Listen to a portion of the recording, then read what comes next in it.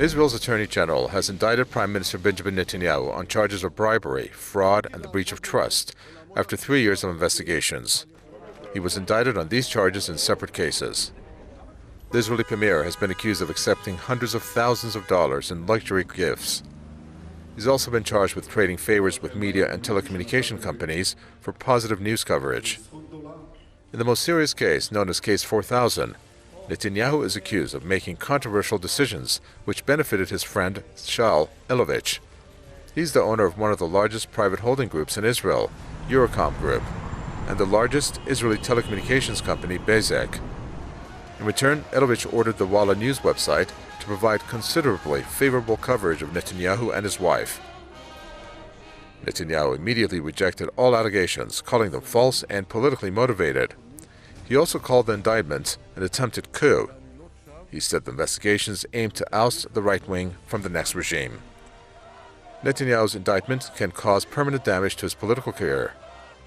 It is unheard of, it is unthinkable that the Prime Minister will continue in office while being indicted for such grave breaches of law. He will stand trial, he will probably also go to jail. Although he said that he won't step down, the members of the Likud party have called for his resignation, breaking away from him. He wants to cling to power as long as possible.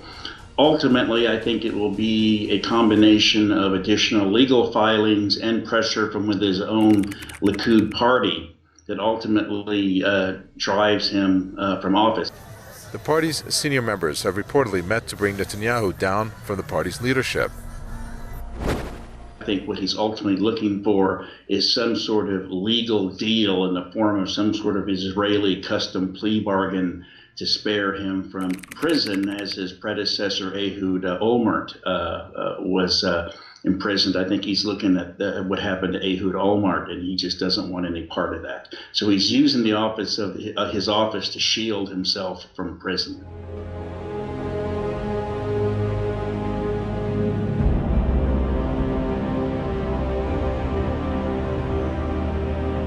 The indictment against the sitting prime minister adds to Israel's chaotic political atmosphere created after the elections, calling it harsh, dark days. The Israeli president, Reuven Rivlin, gave 21 days to the Knesset to pick anyone in the Knesset to form a new cabinet, as Netanyahu and his rival, centrist Benny Gantz, both failed to establish a cabinet. Gantz failed to receive enough support to form a coalition. It was after an unsuccessful attempt by Netanyahu, whose right-wing bloc had only 54 out of 120 seats of the Knesset. Neither was able to get any left-wing party members to join them.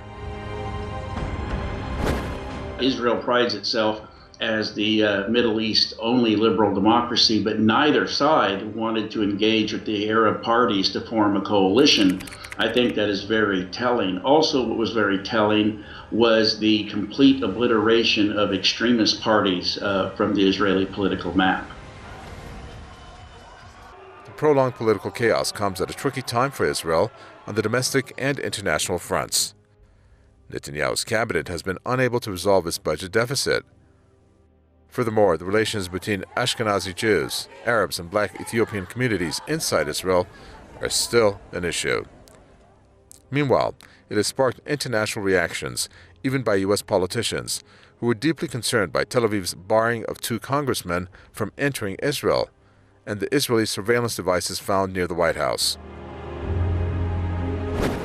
Israel is no longer a sacred cow in the American political system, particularly within the Democratic Party. Within the Republican Party, it is still very much a sacred cow, a cash cow, if I dare say.